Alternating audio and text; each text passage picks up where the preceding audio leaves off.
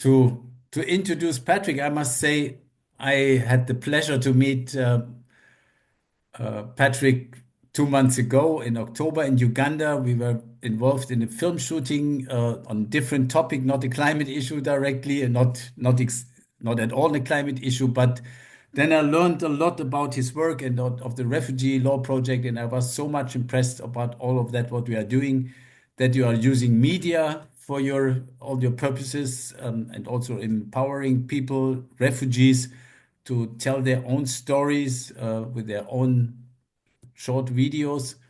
And then we discovered that your organization, the Refugee Law Project, is also involved in climate activities. And Refugee Law Project is a kind of NGO in Uganda. I think you have more than 150 staff, and you are very much connected to the law faculty of the Makerere University, the biggest university in Uganda and the oldest university, which is situated in Kampala. And so we are very happy to have you here and looking very much forward what you are presenting here. Sure.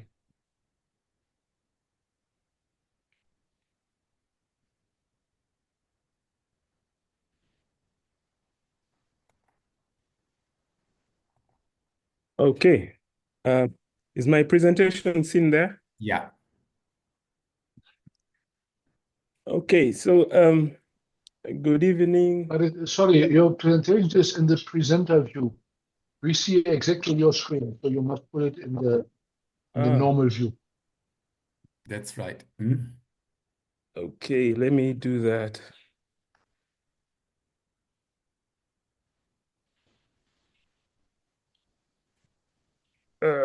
Technology.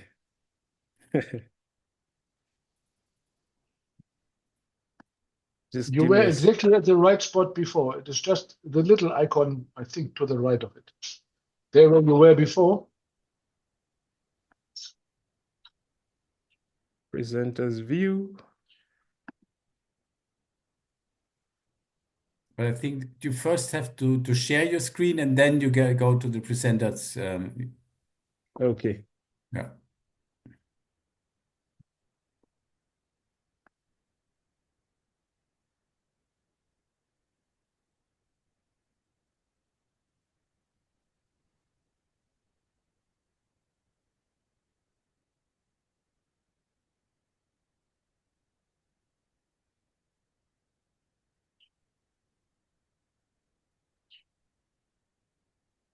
Slideshow.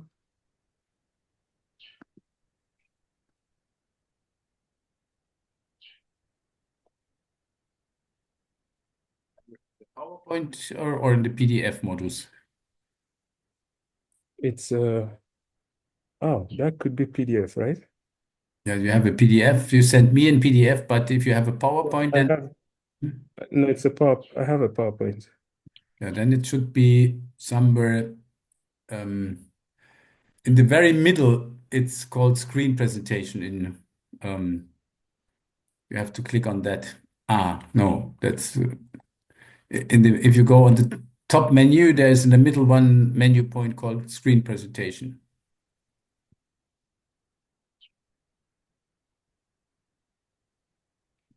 Is that okay now? Yeah, looks much better. Perfect. Yeah. Okay. All right. Good afternoon, good evening, depending on where you are. Just to begin with, I'm called Otim Patrick, and I work for a human rights organization called the Refugee Law Project. And I'm here to just take you through some of the work that my organization has been able to do. In terms of climate change, we are actually a community outreach project of the School of Law, Makerere University. And we have a number of themes and areas that we work around. And to serve the community that we work with, especially the forced migrants, we we have these themes such as the Access to Justice program that we try to represent the asylum seekers and the forced migrants that need legal support. But also we have a theme around gender and sexuality. Of course, when these forced migrants when they flee their country and come for shelter, they always have a number of issues. And so key among them is about the violations they have gone through. And we thought that through this program, gender and sexuality, we'd be able to tackle some of those issues. But also, we have the mental health and the psychosocial well-being, which also, again, these same beneficiaries or clients that we work with come with a lot of PSTD. And so for them to be handled, rehabilitated, or talked to, you need to first understand the state of their mind and repair it in terms of psychological support. And so within Refugee Law Project, we have that program that looks at that. And then the fourth program is about conflict, transitional justice, and governance. Of course, all this forced migration is triggered by conflict somewhere.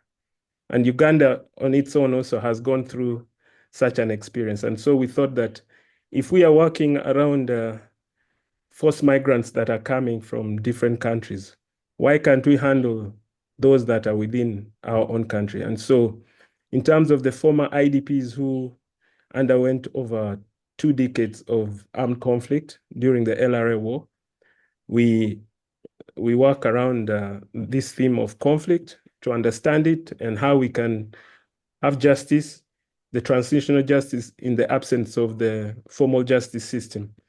And then we look at the governance. How are we going to influence in terms of policy? So those are the 4 themes that we work with. And I belong to the Media for Social Change that you see down there, which is now the 5th one. And a lot of it is about voice. And not only voice to the institution, but also voice for the clients that you see in the picture over there.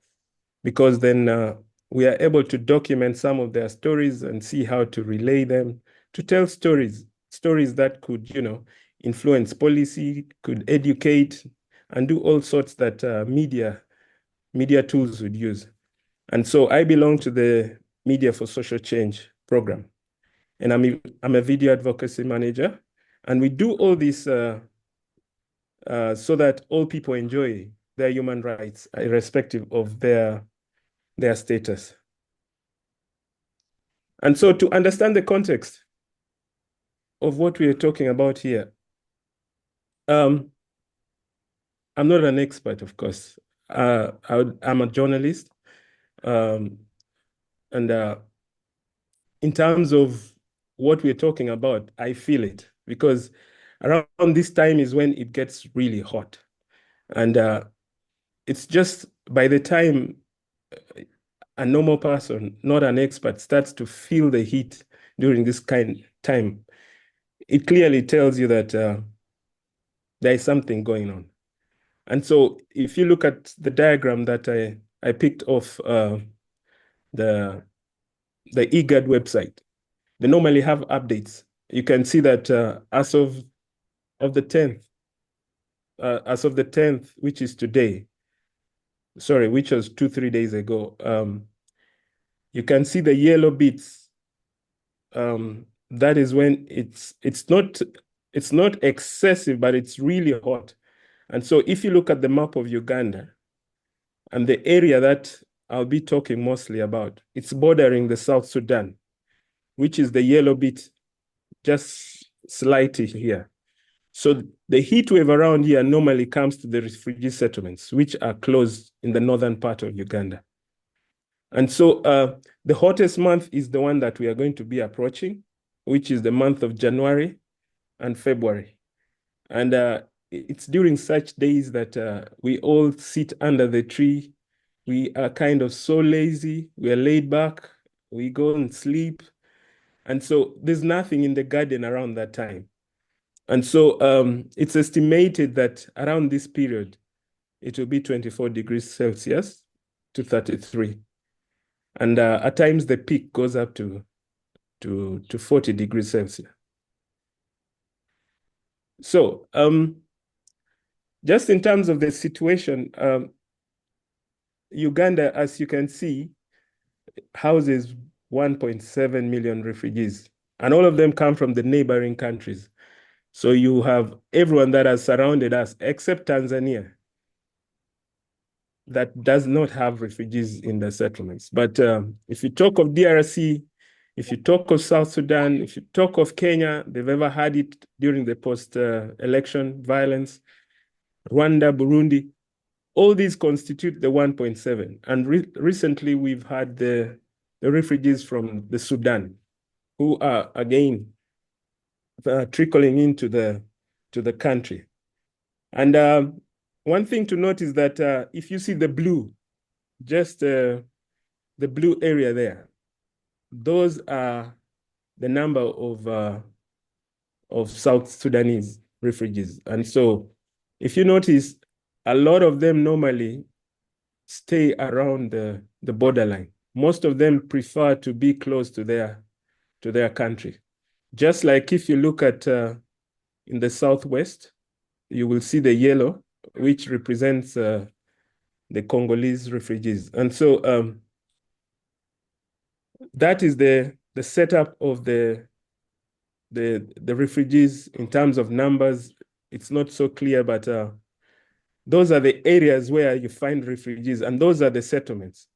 And you'll find that we have offices in all those refugee hosting areas.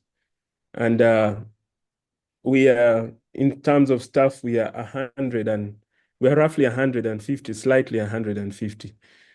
And so these refugees, they face unique challenges which are related to climate change. And I'll definitely walk us through some of those, not all. Of course, there are quite many. And in terms of time, we might not be able to exhaust all the little pretty ones. But I think, as you see, the major thing is the scarce of resources. When they come, they come without any sort of property because they've lost it. And so when they arrive, usually they are ushered into spaces where there are no infrastructures. And so you might not have boreholes, you might not have toilets. Basically, it's just empty land. At one point, it's just a bush with trees. And so when you come without any property, you kind of become stressed because there are certain needs that you do not have.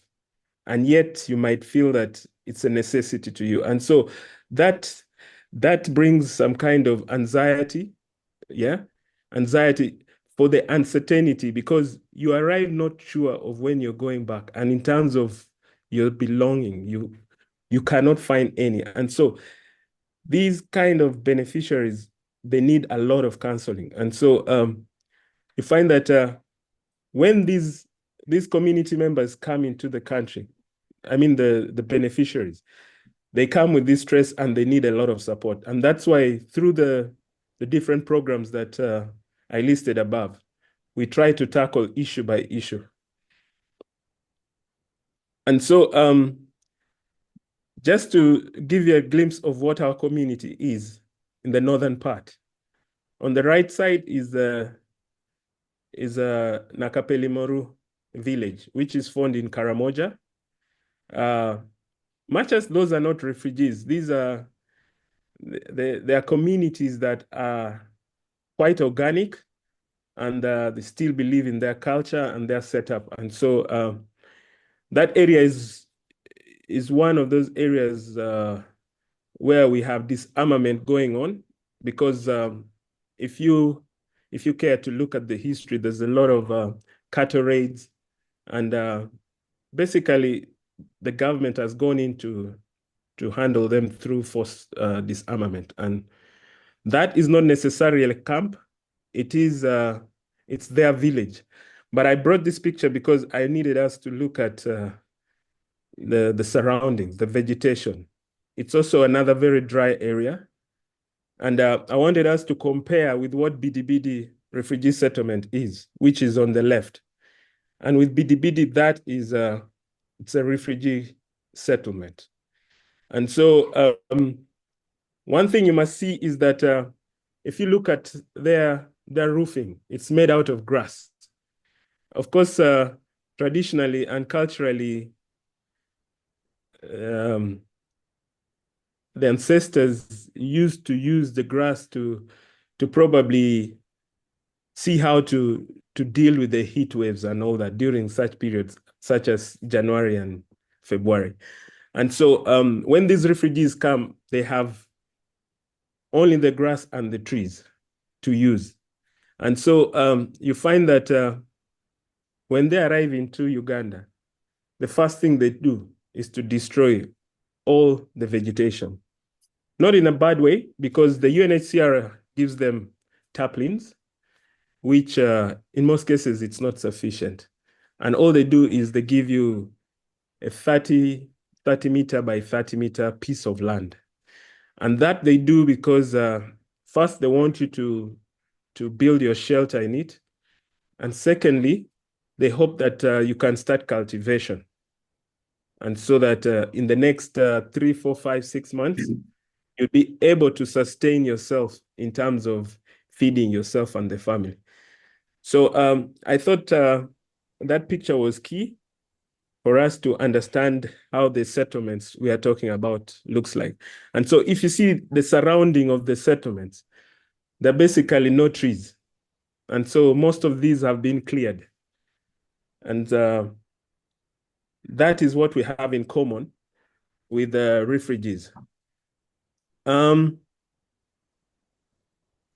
think with the climate change, with the heat that we now experience around January and February, of course, we've had incidences, a lot of it, whereby there are reports of snake bites. And so during this period, there are lots of those casualties of snake bites, which have severally led to a number of deaths. This is because around that time, that's when the snakes are looking for cooler areas. And also, in addition to that, you find that the community sometimes looks for what to eat around that time. And so a lot of the communities, both the refugees and the host communities, they love to do hunting. And there are some delicacies in the bush that they're what we call the edible rats that they normally set the bush on fire just to look for that kind of food. Unfortunately, that has led to burning of other houses. As you can see, their houses are made of grass. And so when they set that, accidentally, they set certain people's houses. And so they lose a lot of properties. And so that kind of destruction can lead to lack of food in the area, and that creates some kind of crisis. And so I thought I should bring that to mention. Also around that area, the heat stress actually causes dehydration.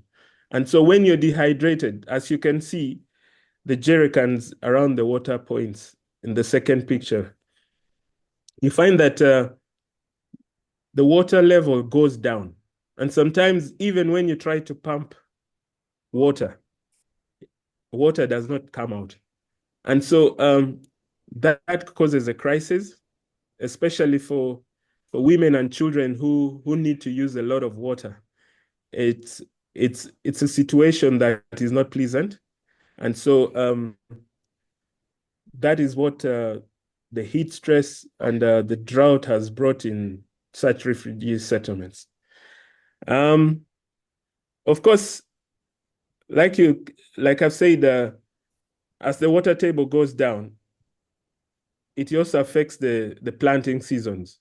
And so when these water tables go down and the following season, planting season comes in, you find that there's less rain.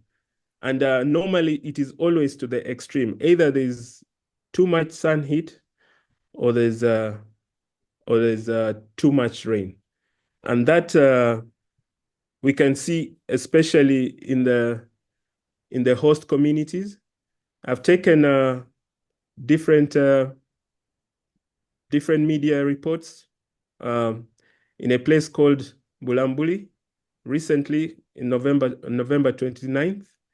A number of deaths was recorded because of the landslide. Like I said, it is either to the extreme. The sun is either too hot or there's too much rain, too much water. And so in both extremes, it is destructive. And so our communities are a community that are lacking in terms of information. And so even when government tries to sensitize them about the dangers of living in certain highlands where they're prone to landslides, they tend to ignore. And so you find that there are areas which are mountainous that whenever there's rain, whenever the rainy season comes, we register a lot of death. And for this Bulambuli, it is in the eastern part, but also you have the western part, the Rwenzori area, where usually the rivers burst their banks. And just to give an example, the second one is the Karuma Bridge, which is the main bridge that leads to northern Uganda. And like it is reported in the Nile Post, currently, as of now, they have closed the bridge. And so even the cost of transportation for the entire region, the northern region, the cost of transport has shot up immensely. And that definitely affects in terms of the economy of the country. And it's so inconveniencing. And it's in the northern part that you find a lot of refugees there.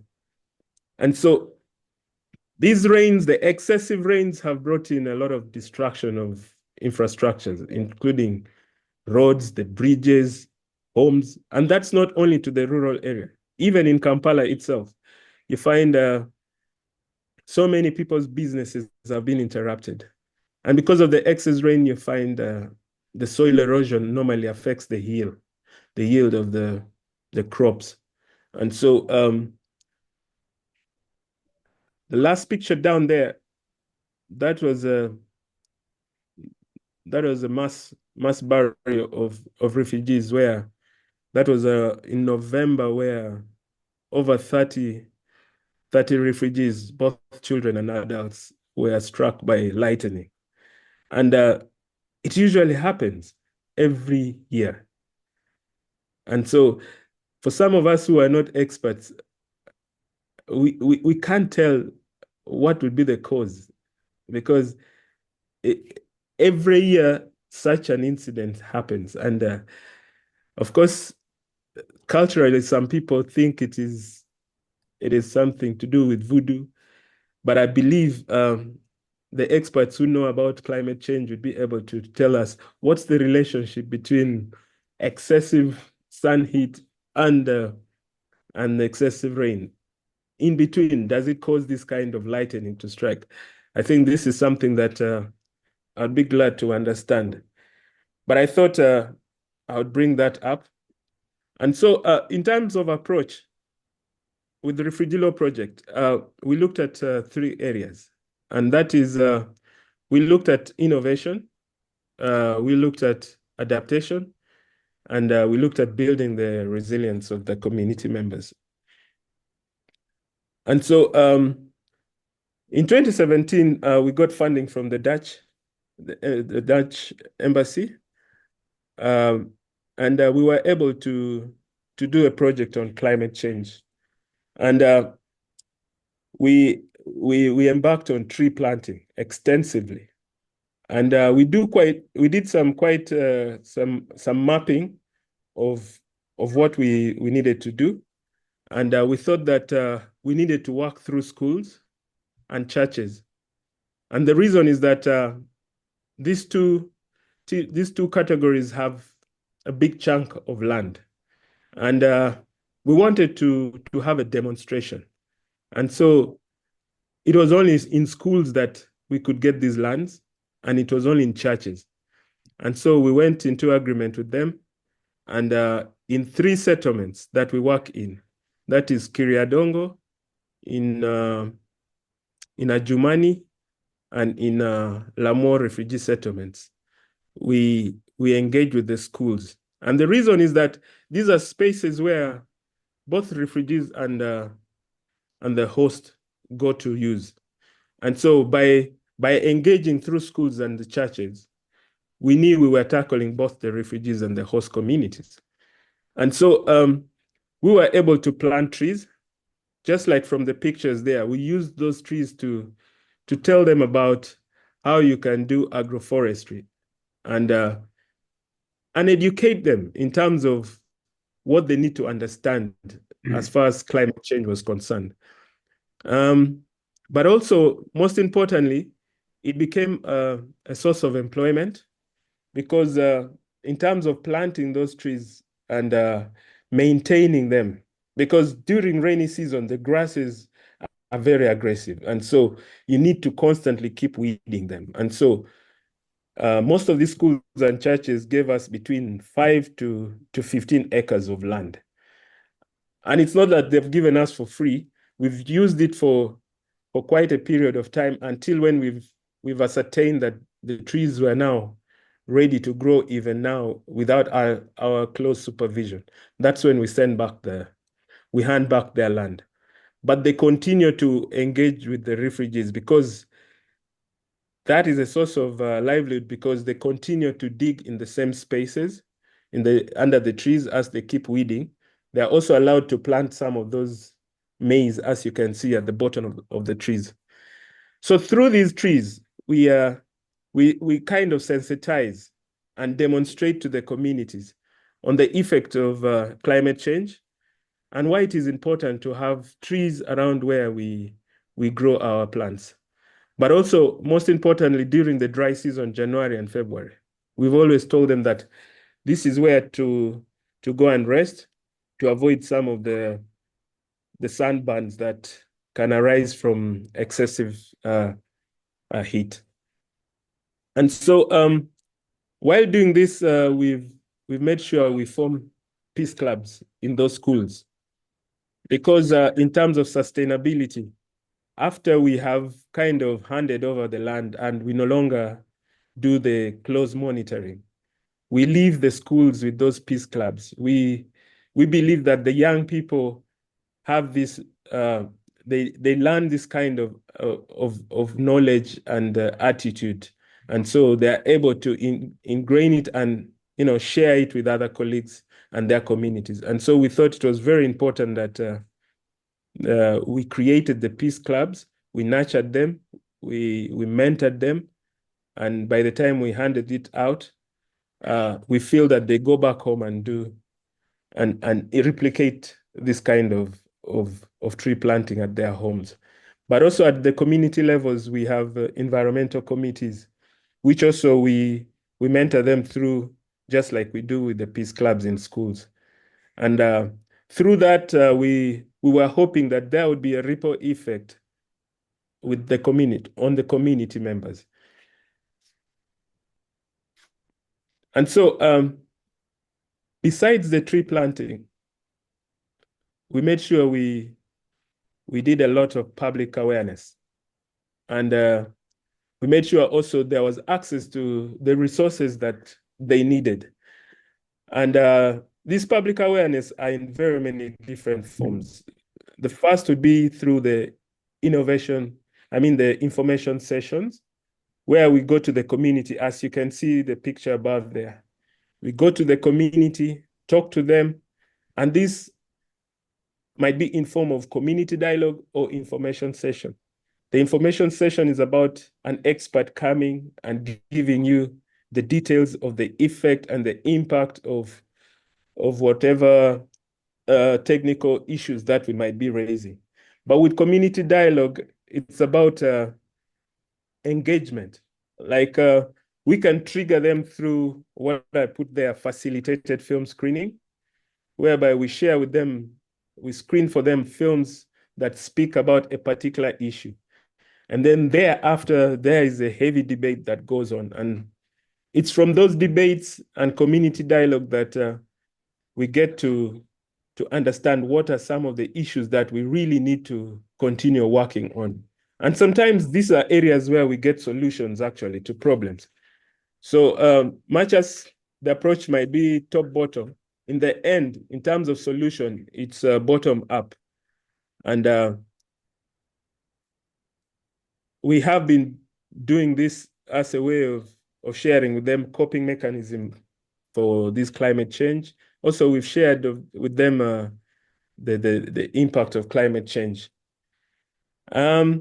Also, we have under our livelihood program, we've been able to take them through this kind of information session and take them through smart agriculture.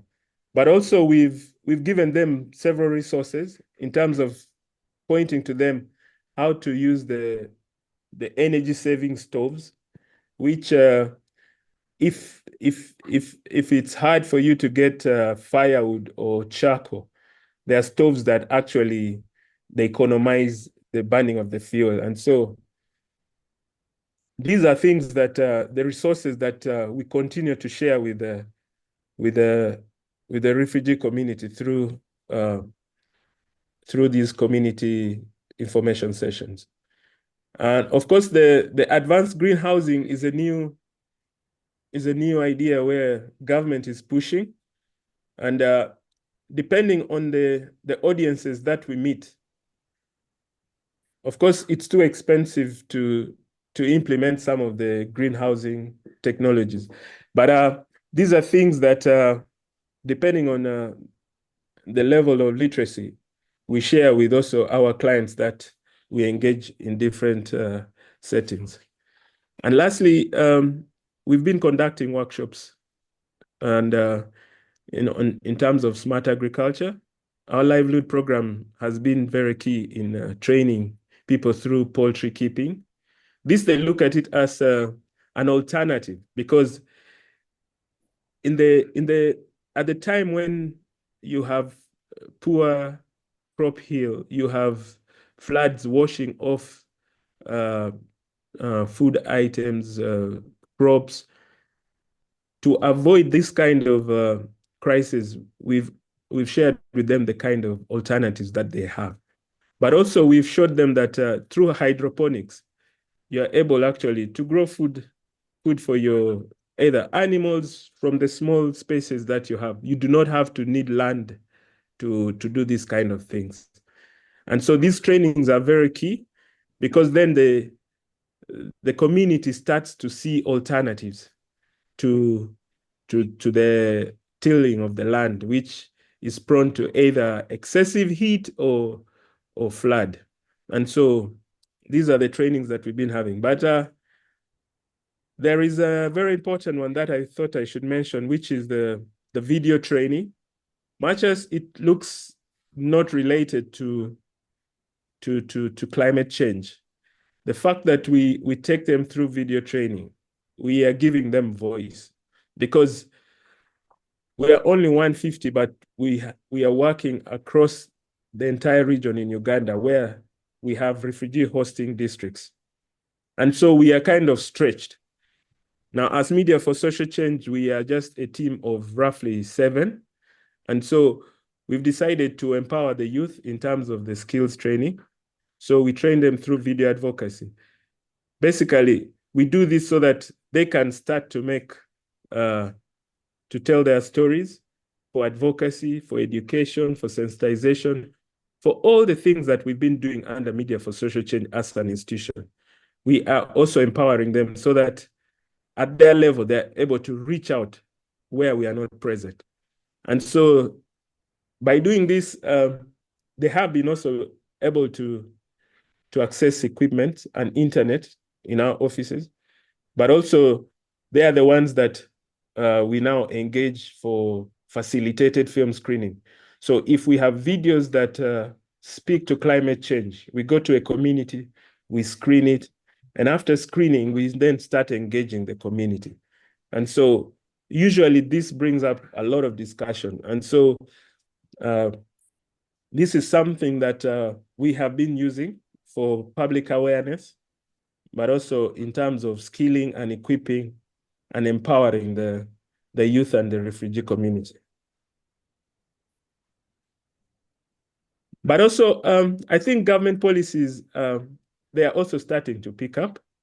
Now, what we have to do as civil society and NGOs is to see how best do we interpret these policies and link it up with those in the grassroots, especially where we work with refugees.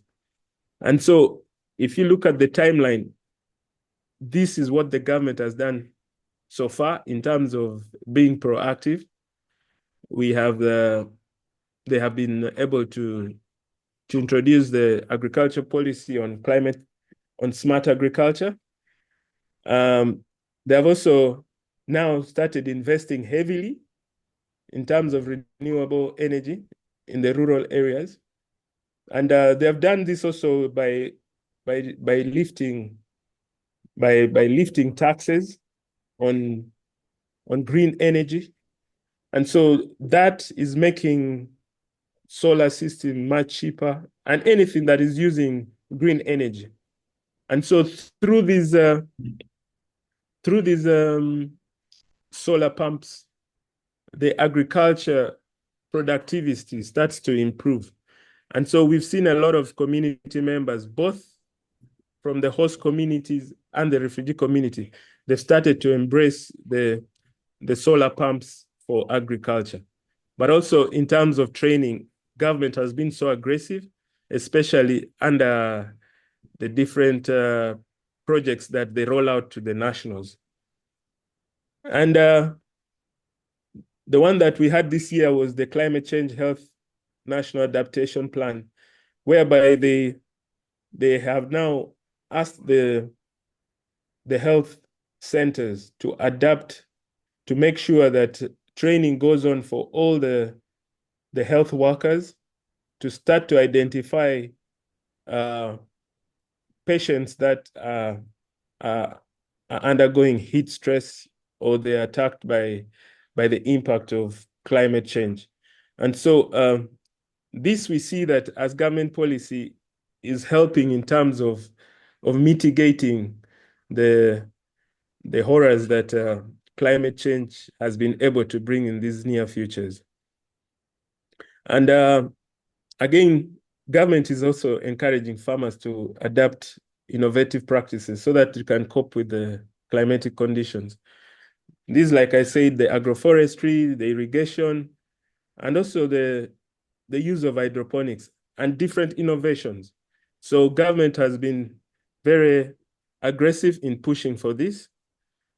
And we look at this as something that is working towards mitigating that. Collaboration and support, we feel it's very key. Like, as you can see from the picture, we had a great time. We had a project we were working with and it was quite successful. We were excited.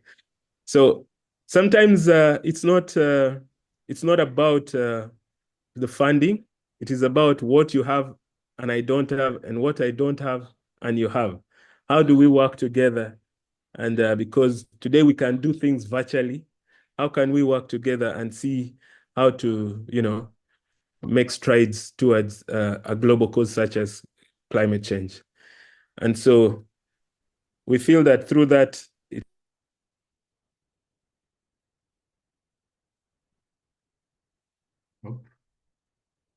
has been. So we've looked for international aid and funding, of course. Seeking international support to fund climate adaptation projects is not very easy. And the issue around this is that climate change is here to stay. And so when you get to donor funding, they give you a period of 3 years, 5 years. Even when you've hardly started to make ground, the funding cuts off. So much as we continue to look for this donor funding and international aid, as an institution, our emphasis is more of what are those projects that are sustainable. And that is why through the work that we do in terms of video advocacy, we feel that we can use our skills to impact onto the community in terms of public awareness, but also the training we have offered to the refugees, the youth, in terms of facilitated film screening. The trainings that our livelihood officers offers in terms of smart agriculture. We feel this is quite impactful and it's sustainable in the event that we do not have funding and any form of international aid.